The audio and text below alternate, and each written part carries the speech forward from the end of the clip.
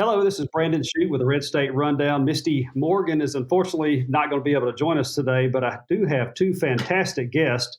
As you may recall, last episode we talked all about school report cards and trying to educate what it's like trying to educate K through 12 kids in 2023.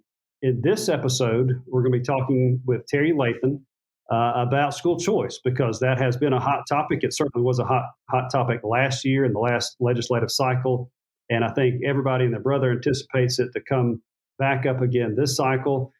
School choice, it's you would think it'd be easy to understand, but the devil's always in the details, and that's why we need an expert. And we're so happy to have Miss Terry Lathan on the podcast with us. Terry, thank you so much for joining us. Oh, thank you, Brandon. It's a joy to be here. I love talking about students and education and a big topic of school choice, so I'll give it my best shot today. Oh, you're going to do just fine. I know you were promoting this. I think the Price Act is what it was called last year. So, but before we get into that, I mean, you have some experience in the classroom, correct? I do. I'm a former fifth and sixth grade public school teacher. I was in the Mobile County public school system, which is still was then and is still the largest public school system in the state of Alabama. A lot going on in Mobile. I know you're in the Wiregrass area, but I think what we're going to talk about today is applicable to all of the students and parents across the state. So I'd love to tell you that when I was 6 years old, didn't have kindergarten back in my day, Brandon. That's how a little older I am. But the first day of when I came home from the first day of first grade, I announced to my family I was going to be a teacher. Now, I don't know how many 6-year-olds know what they really want to do and when they're six, but I knew that day I was going to be a teacher. And so I spent the rest of my school life in going through college to become a school teacher. And that's exactly what I did. And I still miss my classroom. I'm in a political classroom in the Republican Party in many ways, with more grown-ups these days. But I really, really miss my classroom. So I have a deep, deep love and passion for our students in our schools. Well, good, and I'm sure the grown-ups sometimes can act like children. So I know your experience still comes to bear. I have told more than one that you are acting like one of my fifth graders. The only difference was I couldn't call their mama or give them detention or put them in timeout, but I worked with what I could. Yeah. Well, yeah, I remember I was active in the state Republican Party at the time that you were the chairman and did a great job. You have to be a strong leader in that role because, you know this a whole lot better than I do, I'm sure, but it just seems like the atmosphere that if you were not a strong leader, people would take advantage of you to kind of run their own agenda. So a lot of politics involved. You did a great job. I admired you primarily from afar, but we had an opportunity to get to know each other a little bit. But thank you so much again for joining us. So let's get into school choice. I mean, this is school choice is something that's kind of caught fire. It seems to be catching fire in especially more conservative states, the South, Southeast, a few Midwest states. I think Iowa's done some stuff. But it's easy to say, okay, I'm going to send my kid to any school I want to send them to, but it's a lot harder to pull that off. So talk about. I know we somewhat familiar with the Price Act. I know our listeners may not be, but talk a little bit before we get into what is going to be on the agenda or what's going to be pushed this year. Talk about the Price Act. Why I think you were a supporter of it. It did have some hangups. It ultimately did not make it through the legislature. But give us a little bit of background so we can set the stage going forward, if you don't mind.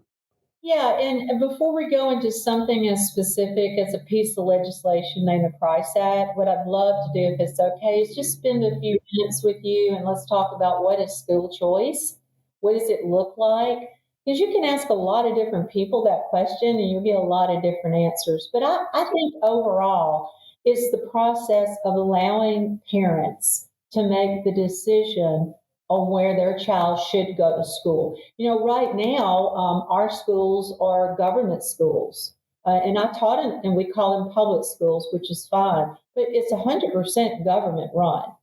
Everything, the laws, the bureaucracy, the rules that are passed, the money that's put in the education budget, 100% comes from taxpayers. But these are government-run schools, and some do a fantastic job. You are not going to hear me, Brandon, talking about teachers, administrators, or the people that are on the front lines.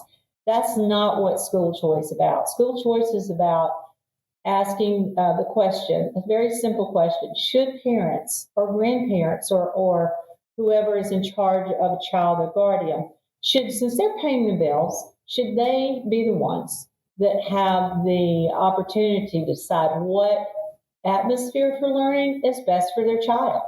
Nobody knows their child. Nobody. Not a government, not a teacher, not a lawmaker, not a neighbor, anybody other than the parents and the people that are raising their children. Their our most precious commodity. And so school choice is simply saying, is it possible? Should it be that parents should decide where their child goes to school? So last year in Alabama, there was a really hard push for school choice. I was one of the ones among different coalitions that was heading that push. There was a strong piece of legislation called the Price Act, and it was kind of the kickoff, and it really swung for the fences, as they say, a broad universal parental school choice. And what does that look like? And so it had a lot of components in it. There were some big pieces. I will give you that, and there's some monumental pushes. But I thought at the time, and I still think, that starting at the top and at least starting this conversation with our legislators, which we did, would catch on and what can we get? If we can't get the exact words in the Price Act, okay, where can we start?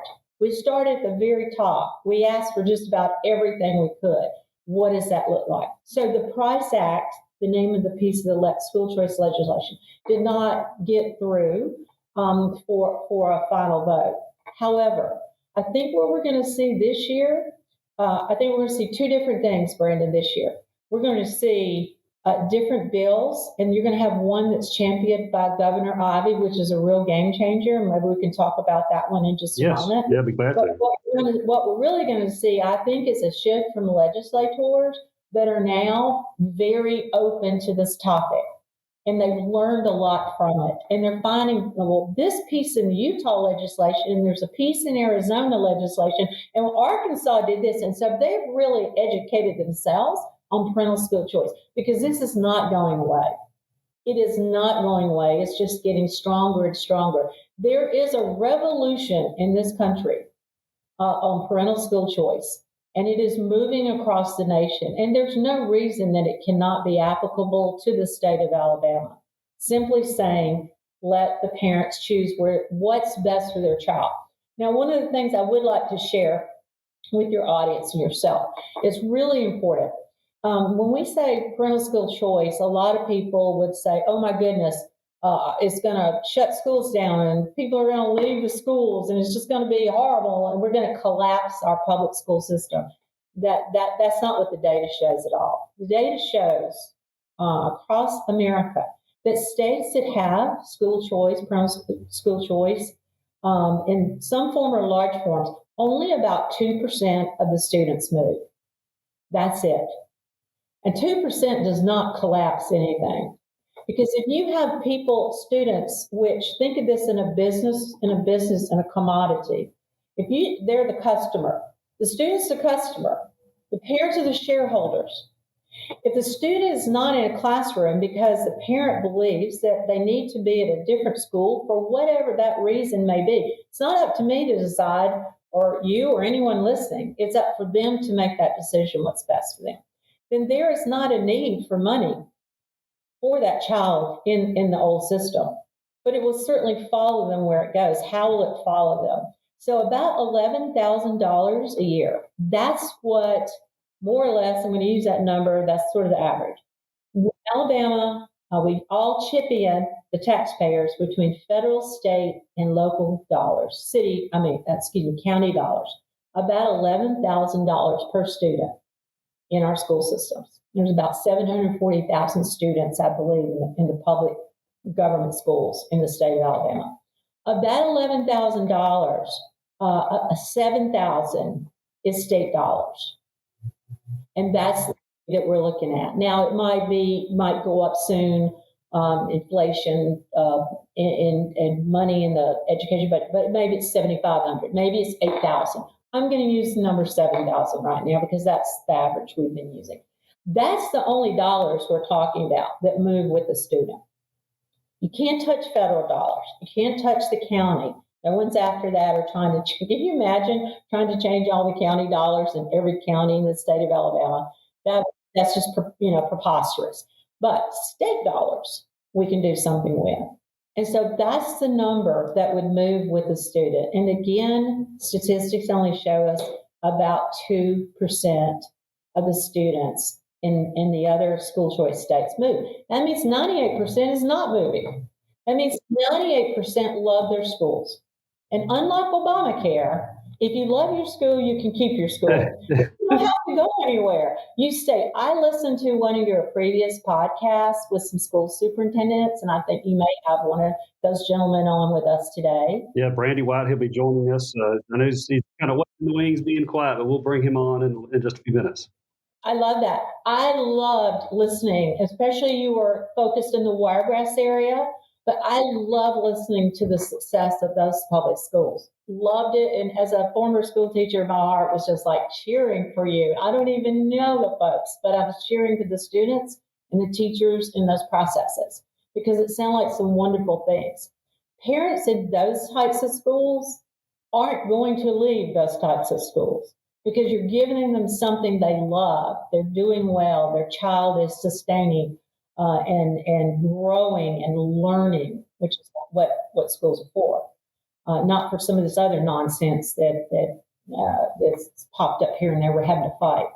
But there are some situations where some students they need a different atmosphere. It may be homeschooling. It could be a private school. It could be a Christian school. It could be a different public school. That's for the parents to decide. And so overall, that's the big topic of parental school choice. Should the parent who pays the bills, who has the child, should they be the ultimate ones to make that decision? And I can promise you, through what we've already seen across America and listening to the schools around the state of Alabama who are doing such a great job in so many ways, those students are not leaving. They're going to stay because they love the atmosphere they're at and they're learning. And I think that's a misconception of school choice. Oh my goodness, if we give the parents the opportunity to do this, well, the schools are all going to collapse. They're all going to fall. Everyone's going to leave. Not if you have a product, not if you have an institution where the people are happy. They are not going to leave. It's no different than if you go to a church and you're not happy at your church. If you're not, you're going to leave. And there's other options for you. But if you love your church, you stay at your church. And so I don't think that's any different, quite frankly. Okay. Now, I know you talked about homeschool, and you may have mentioned this, and maybe I just didn't, maybe I forgot, but private schools, I mean, you would be eligible to take your child in this $7,000 credit or whatever the form the money comes in. You would be able to take that to a private school as well if you wanted to send your kid to a private school, correct? So yes, we'll dice these if you want to. I think it would be easier for explanation.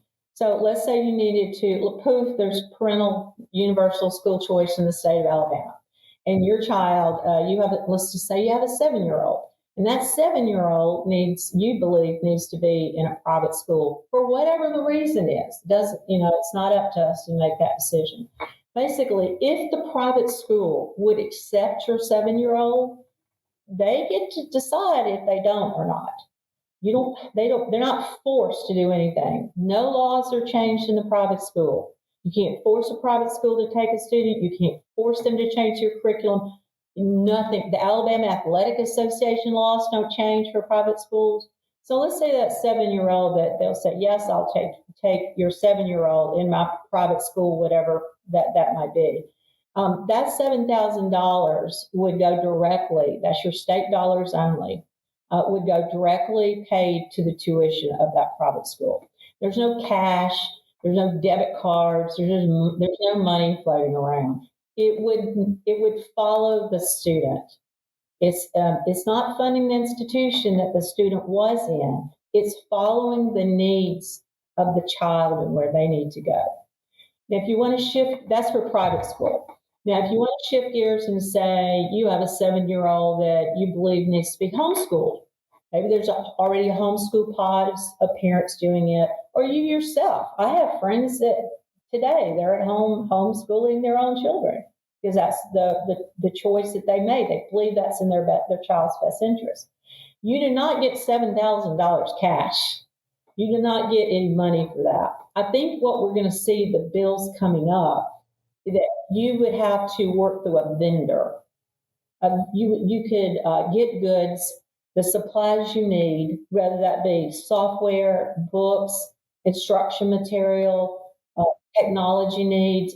Fill in the blank. What do you need to educate your child at home? So for the 7-year-old example, that they would be able to go to vendors that are signed up through the state of Alabama who are already vetted. Most of them probably already in the Alabama Accountability Act through the Department of Revenue. And so no money is given to anywhere. I've heard rumors of that, and that's just not the case at all.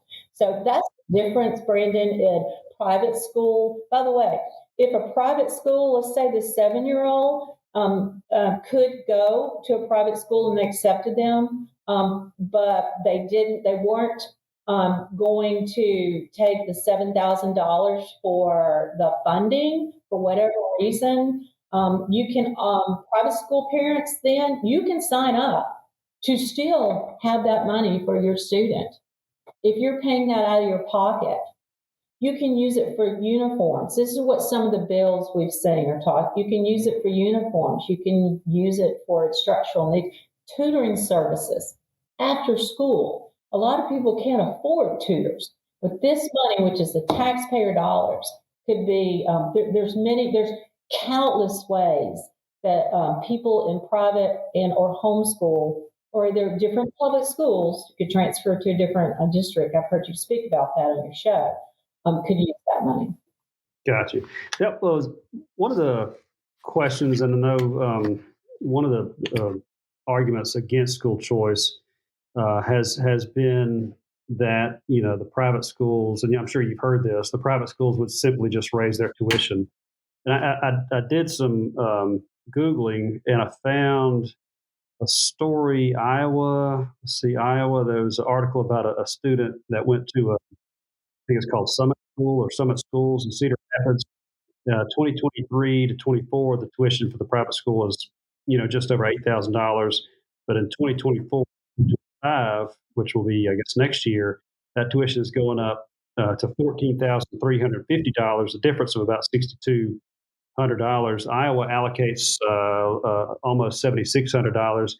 Is there a provision that you see in an upcoming law to make it so that private schools can't hike tuition, or what are your thoughts on that? No, no, because then that would be the government getting to a private school, whether it's a religious school, because they're private, could be a private school or non-religious school, and the government dictating the money of tuition. No, no bill that I have seen says that. Now, if you're a parent of that school in Iowa, or if that happened in Alabama, and they know that they get $7,000 in Alabama for a private school, and they may jack their prices up. Let's just say double, just for example, to 14,000. If you're a parent, you're probably not going to tolerate that. You're probably not going to put up with that. There is a limit of all of us that say, where's your line of what kind of money you will spend? So you don't have to send your child to that school. There are other private schools out there that would probably be just as good that you feel like you could send your child to. So the answer is no. No laws say stop them. They're private institutions. They're not in the government realm. So no. Got it. What other changes, I guess, would be pushed this year versus last year's price act that you would be willing to talk about or that you are aware of? We'll talk about that, and then we'll bring in Brandy. Yeah. So, a couple of different bills I understand are going to be floating around this year. I think all the bottom line is always going to be the money. Yeah. What kind of money? I do know, and thank goodness we've not had proration since the Republicans took over in 2010. That's incredible. Our people have done a fantastic job Yeah, in they really have. squeezing that dollar. So we need to give them props to. It would not have happened if the Democrats were in control because history showed us it was always happening until the Republicans came into control. So we have a record-breaking education budget. We've had it year after year after year, and we have high-fived ourselves and probably appropriately should have, quite frankly. They're doing an excellent being financial conservatives, good stewards of our money. So the money is there. It is there. It has been there, and it will be there for school choice. Again, I think we need to go back and go. Remember, it is not public money. It is not government money. It is not magic money. Every single penny in the school systems, whether it's federal, state, or local dollars, come from who? They come from the taxpayers of our nation, our state, and our counties. And so that's something I think we don't really emphasize. And so when we say public money, it's really taxpayer money, and taxpayers should have a seat at this table. So to talk about what may be different, yeah, there's going to be several different bills, is my understanding, that's going to be floating around. People are already talking about it. I think because this is such a hot topic and we believe this is the year that we may have a strong piece going through and passing and getting our governor's signature and join the other states, the 10 last year that did this, I think there's going to be a lot of people that want to have a say in this. The one that I would mention that I think most people are coalescing around, I'll speak for myself, I certainly am, and I believe my group that I represent will also, and the Alabama Republican Party is interested. I've talked with the chairman about it, is Governor Ivey's bill. Okay, yeah, talk about that. What is she pushing?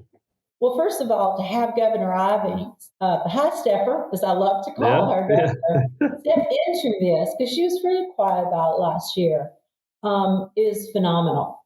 Because when she steps in and she steps up, and she does not mumble. And my understanding is that she is already talking to leadership and legislators because they're getting the calls to say, let's have this conversation. What can we do? I have seen this, I call it the skeletal remains or bullet points of her bill. It's one of the best, in my opinion, that I've seen in the nation. It is that strong. It is a true universal parental school choice bill.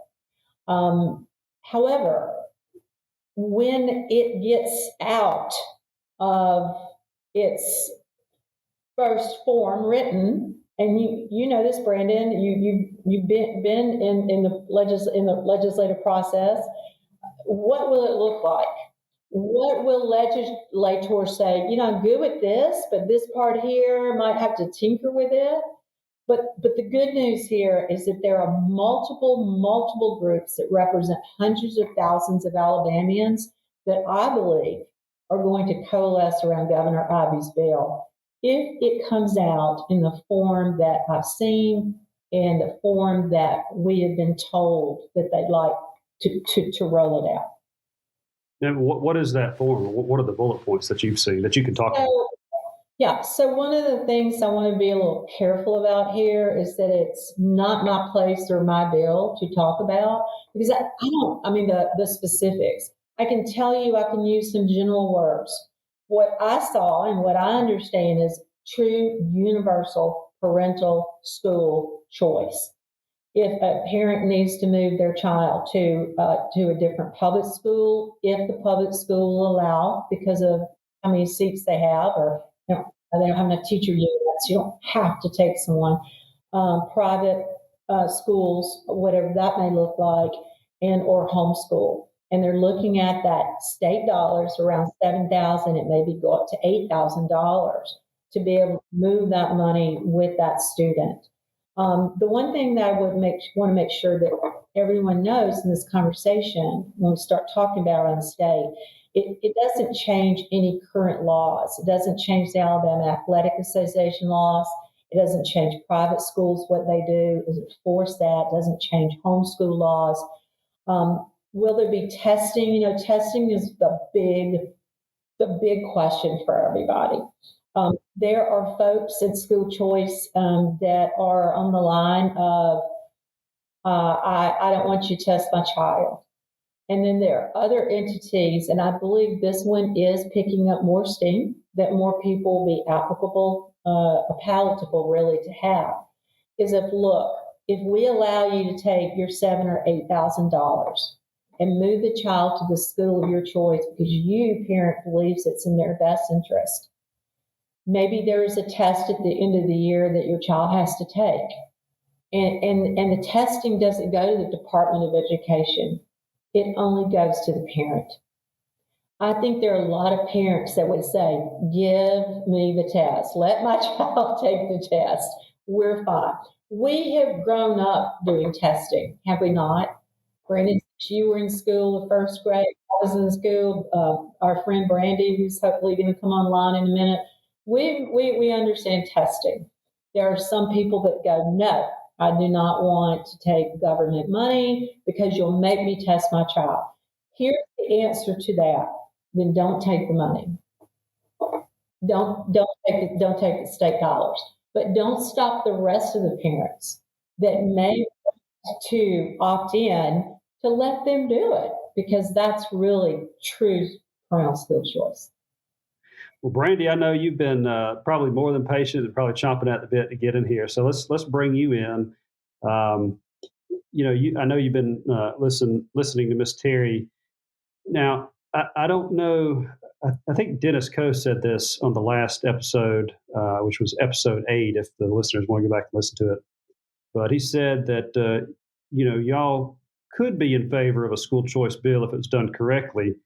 But I think you both were opposed to the Price Act that was pushed last year. So I guess before you have an opportunity to bring up some points that you want to make, but talk about your opposition to the Price Act and your I guess hesitancy to kind of to support school choice a school choice bill until you see the details. Just talk about that.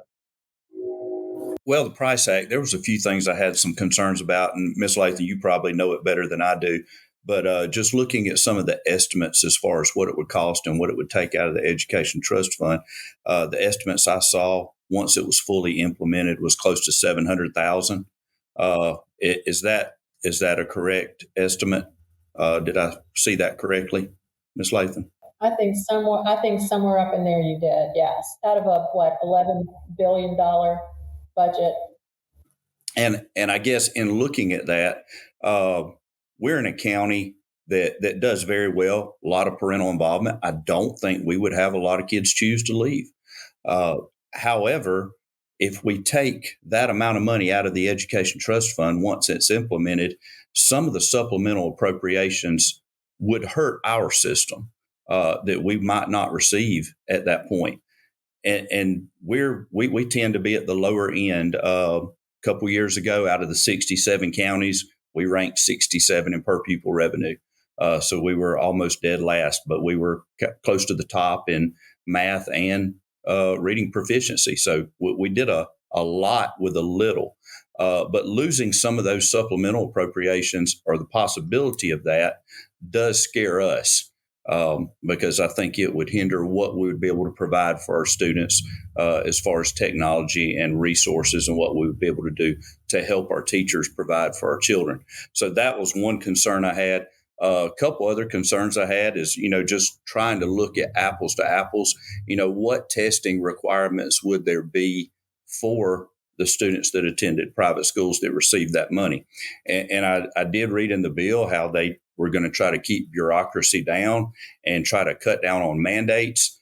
However, it seems like in public school, and you've been there, it just seems like it's mandate after mandate, and it's either partially funded or it's not funded. And so we would be dealing with all of those issues. And looking at the Price Act, it looked like once it was fully implemented, and correct me if I'm wrong, but it looked like it would start the first year and you would have the lower 30% of schools, they would have a choice that first year, but then you would start with kindergarten, third, sixth, ninth, and 12th grade. They would have an opportunity to apply. And then the following year, those same grades, and then the following year, and that would be fully implemented. Would that be for students that were already in private schools? They would be able to apply for that in each of those years. And you mentioned the fact that only 2% might move. So it almost looks like the majority of that money would go to pay for students that were already attending private schools, rather than allowing students a choice to move. It would be funding the students that were already there. And so I guess that was some of my biggest issues with the Price Act. I'm interested to see what it's going to look like this year as far as legislation. And I do want to say, we've tried to provide some choice in our area, tried to work with superintendents and other systems. If we have a student that has been going to Dothan, they move to the county, they would like to continue going to Dothan, we allow that. If we have a student in one of our schools in our system that would like to attend another, we do charge a small tuition. They have to provide their own transportation, and we allow that. So we've tried to do some form of choice within our system that doesn't really hurt us financially. And it scares me what this is going to do financially to some of our lower funded school systems. Yeah, it goes back to what Terry was saying earlier. And I'm paraphrasing here. I mean, it's almost like you can do whatever you want to do. Nobody pays attention until you start talking about money, and that's when it gets real. And it sounds like what you're saying is that one of the fears that you have of school choice is that it will benefit few but cost. I mean, probably Houston County more so than others, just because of its low local funding, cost it a tremendous amount of money. Terry, is there anything I know you're not in the legislature, at least not right now. Maybe one day, but is there anything that that you've heard in the circles that you run in that would address some of these concerns? Because I think, I mean, I don't think anybody's. I think if you said we're not going to have school choice in Alabama, I would probably call you crazy. I think we're going to have something, and I think all three of us want something that's going to be as beneficial as possible for the children. So, any thoughts on what Brandy had to say? Yeah. And first of all, I appreciate Brandy and superintendents, the teachers, everyone that pulling the same wagon. I think we're all on board to see what's best for our students. How can we take the money that the taxpayers give us? What's the best use of it to educate our children? So we're all on the same plane on that one. But this is a pretty hot new topic, and there's a huge push for it. And what Brandy talked about is the money and a concern that he had. And that was one of the first things I said. People are very concerned about the money, about things collapsing, but they're not going to. I mean, if we take, I think there's 747,000 students in the public schools, and if it's on an average of only 2% leaving, that's all we're talking about here. And Brandy, you also talked about your school system and what an incredible job in your scores, and you're doing so great. So people aren't going to want to leave your school.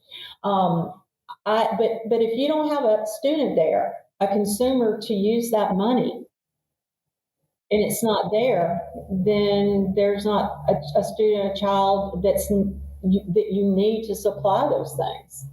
And so competition is super important. And right now, we really, in the public school system, our government schools, there's a lack of competition.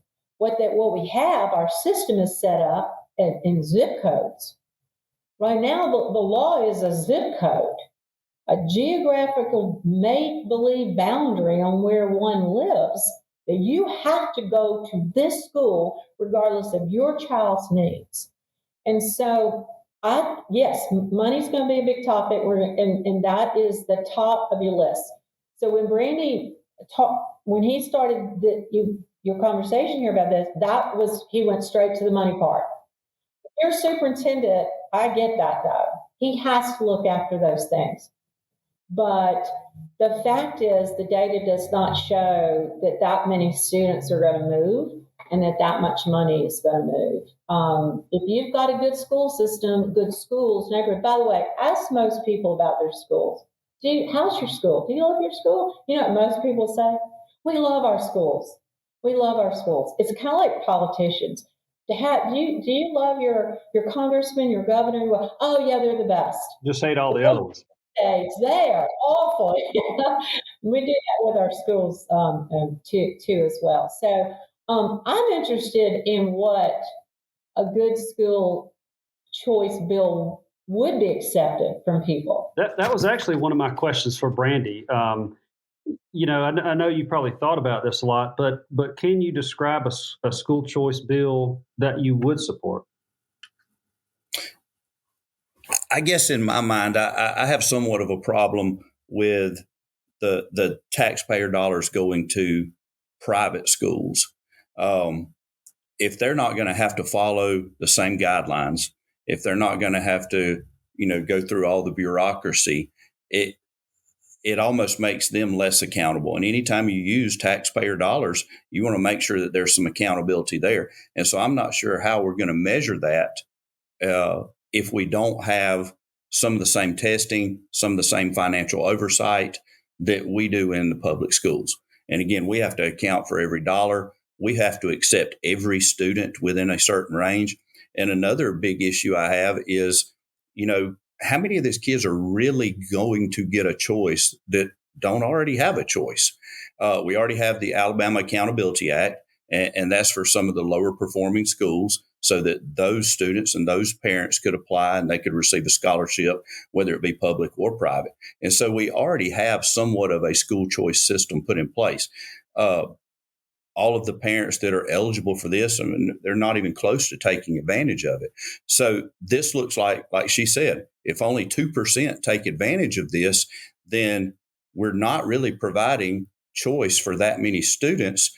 What we're doing is we're funding private schools.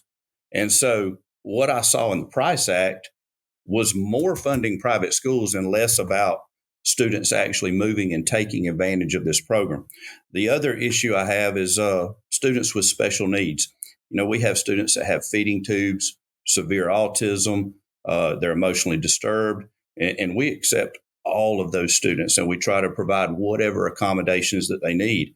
Well, if those private schools, they're not going to accept those students because the $7,000 is not going to come close to what they need to provide for those students. Don't you have some students that you have to have one-on-one staff exactly. with all day long, essentially? Mm-hmm. And it's determined by their individualized education plan and their program. So we're going to leave out the special needs students because they're not really going to get a choice, because I see very few of those private schools that would accept those students. So again, and I'm going off of the Price Act, not any new legislation, because I haven't seen the new legislation.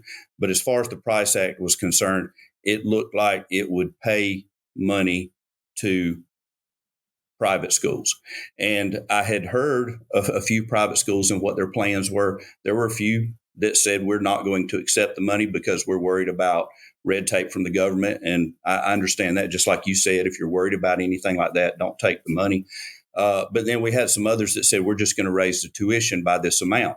So in essence, what would happen here is the private schools would end up making a lot more money and be able to provide an even better education at the expense of students with special needs, some of the lower performing schools or some of the lower funded schools like Houston County.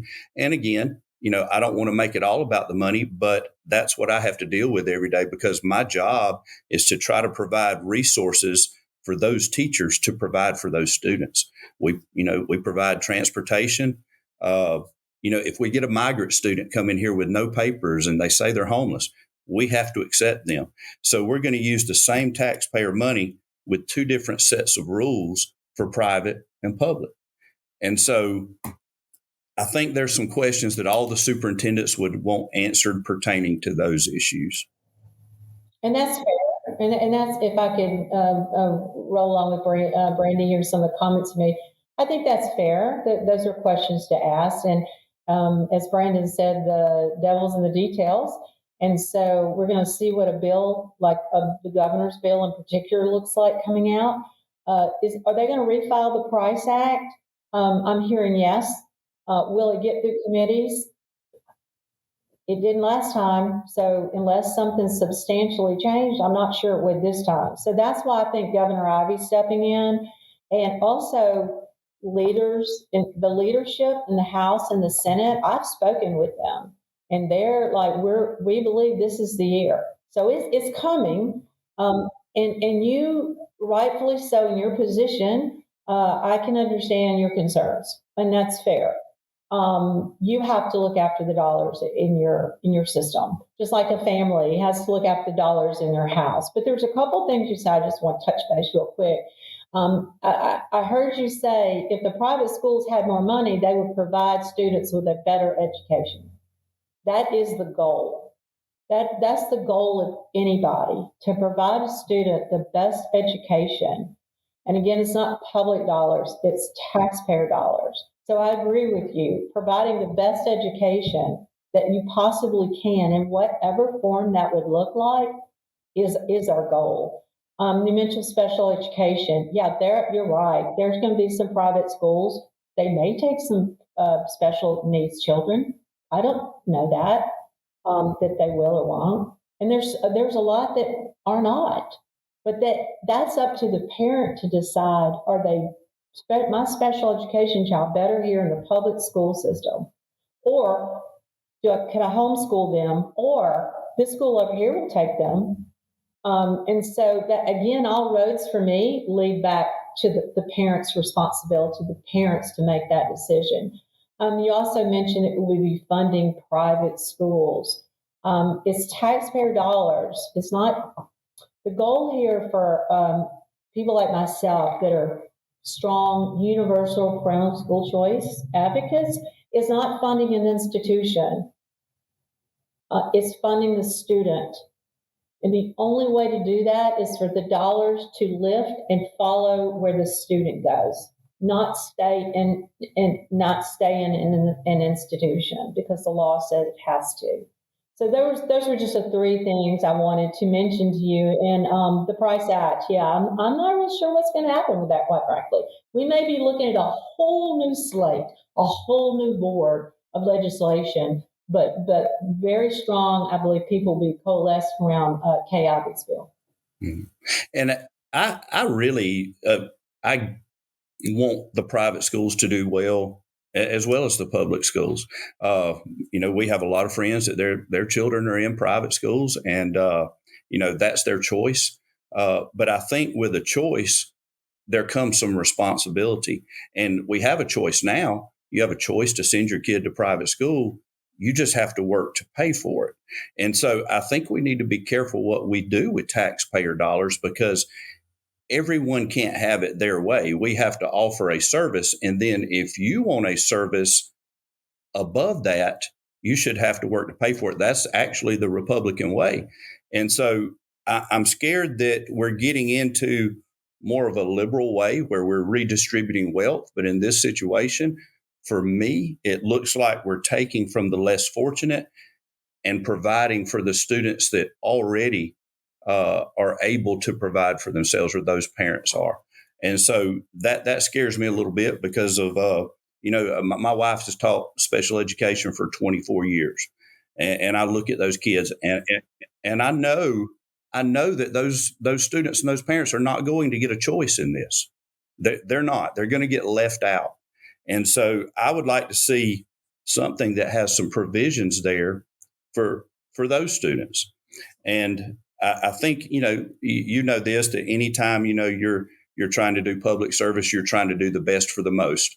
And I'm not seeing in the Price Act where this would do the best for the most. I feel like the less fortunate would go down, and I feel like the fortunate would go up.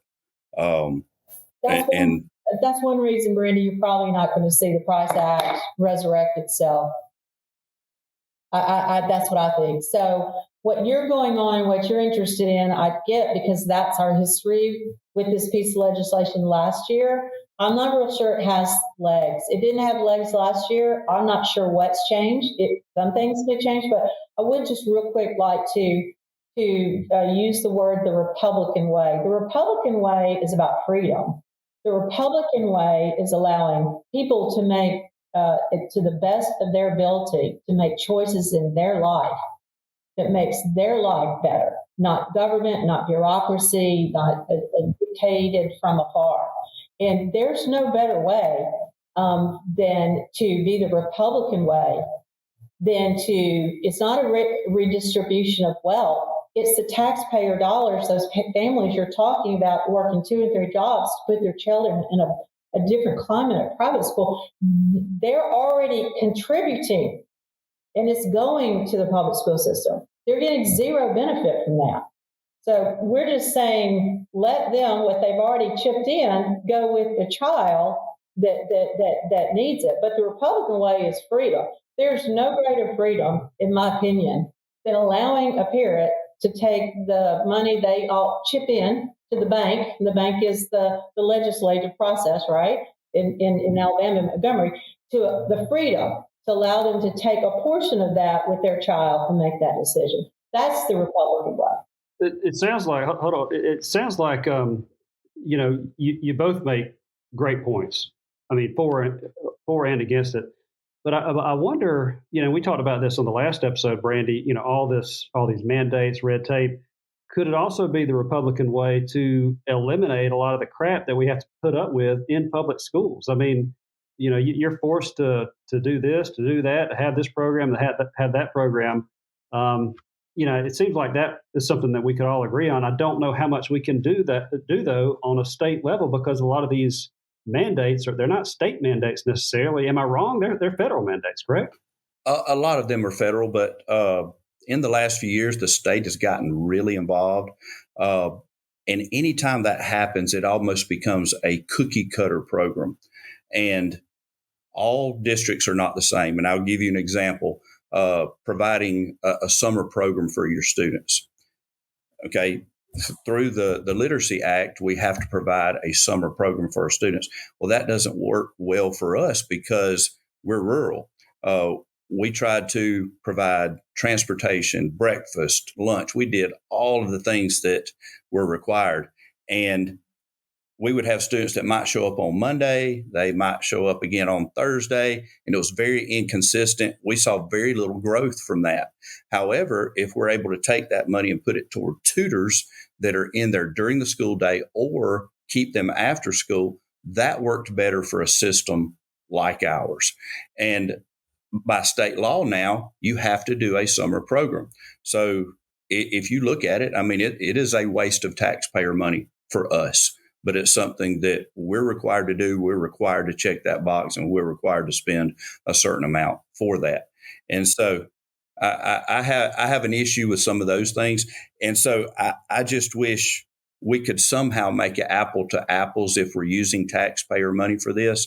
And Ms. Lathan, I agree with you 100%. I agree with freedom. I agree with parents being able to make a choice. But I think there's extra responsibility that comes with making a choice above and beyond what is provided. And those parents are already doing that.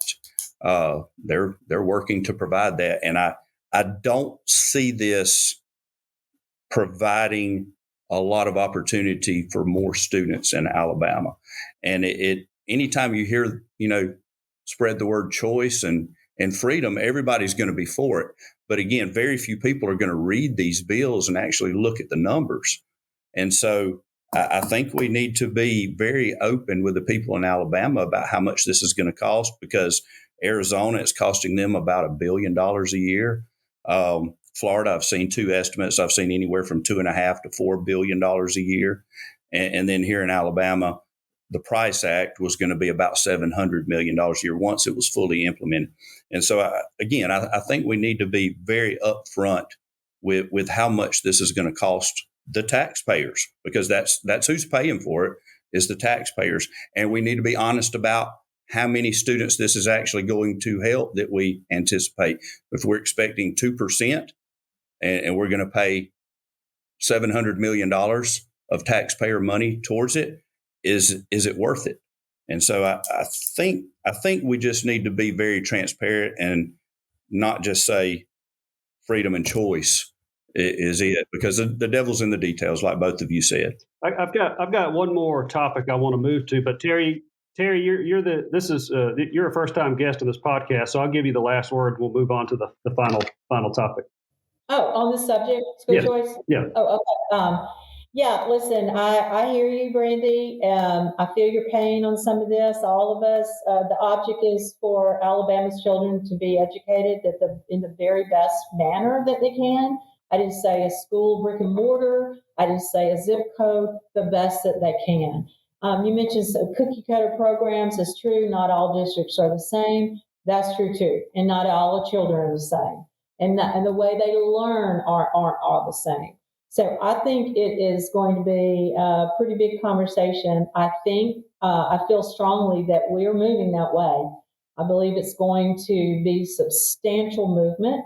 And I think if you go out and ask parents, even in a public school, if you could have the opportunity to move your child to the school of your choice, public, private, or homeschool, and here is your money back, basically, the money you've chipped in to help do that, are you interested in that?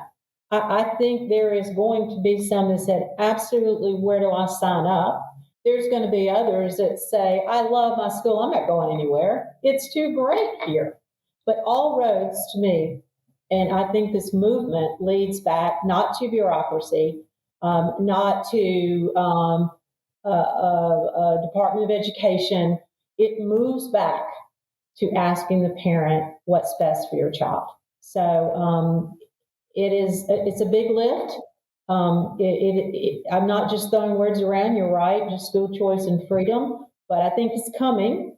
What form it's coming in, we will see in the session coming up. Let's talk about one last subtopic, I guess, on school choice, and because some people get roused up over testing scores, and some people don't. Some people get really roused up over how their high school football team did last Friday. And so I wanted to talk about athletics. But Terry, am I dreaming this? Were you an Auburn cheerleader? Not on the field in a uniform. I thought I saw a picture. Okay, maybe that's somebody else. I'm sorry. I thought I saw a picture on Facebook with you in a cheer uniform. That must be somebody else that I'm thinking about. I'm an Auburn gal, and University of South Alabama, go Jags as well. And look, I love Troy. I love Troy. Great respect for Troy. Hey, Brandon, can I ask a question on athletics real quick? Sure. And Ms. Terry, you may know if this is coming or not. The NIL for high school in Alabama, has there been any talks about that? Because you've got like 29 states that have passed. That's crazy. To allow the NIL in high school. And I think we have some concerns about that. I was just wondering, has there been any talks that you've heard? Did I not read recently where one of our legislators is going to drop NIL for high school? Yeah, I think so. I can't remember which legislator it was in the House or the Senate. I don't know, but it seems like I did read that on AL.com. And it's crazy, getting paid to play high school football. I mean, I made this joke on Facebook a couple of weeks ago. I scored one touchdown when I played high school at Wicksburg. And they played that touchdown on WTVY for like 3 years. It was like B-roll footage. And I wonder if I've got a case to go back and get some NIL money. Probably not. How would it work? I mean, I have no idea. What do you get, a check? Do you get what? You get something special? I don't know. A box of peanuts, and I don't know. But that was one of my questions as it relates to school choice, because and this kind of hits home for me, because the high school that I love, I graduated from is I mean, I love all high schools; they all do a great job. But I played football at Vicksburg, and so I followed them, and they're one of those schools that they have a great team about once every 10 years, and it's just tough sledding. Well, they got reclassed to 3A this year, and there's nine schools in their region, Brandy division. I don't know what it's called, but seven of them are private schools that can offer scholarships. But little old Wicksburg, they can't do that. And so that was one of my questions that I was going to lead into is like, would this NIL, could that pave the way to a fairer playing field? Because, Wicksburg plays against Houston Academy just about every year. And of course, when I was in high school, boy, HA, they were our arch nemesis. I think it's kind of after I graduated, it went to Hartford, and I think now the arch nemesis is Slocum.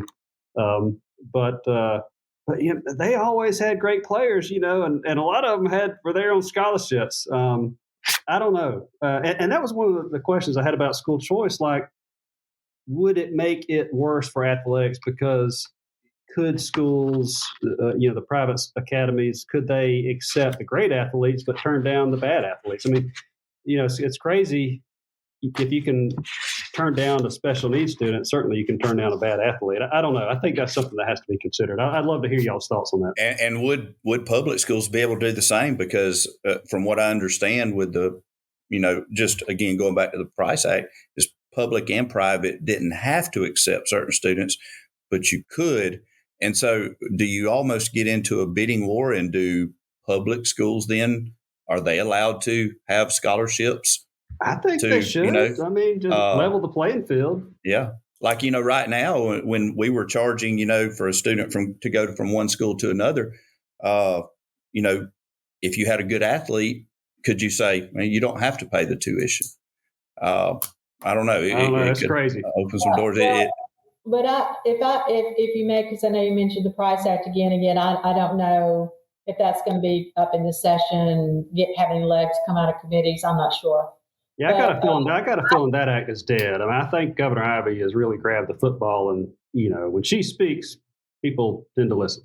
And she's speaking, but on this subject. But the Price Act, it literally, I remember it had in there that no laws change from the current Alabama Athletic Association laws with the Price Act. So it didn't then, and I have a feeling it's not going to now. So that's a little out of my wheelhouse. Brandy, I don't know about you. It's going to be interesting to see, but high school NIL, I don't even understand what that means. I think Georgia has passed it. I'm not sure about Florida. Has Florida passed it, Brandon? Do you know?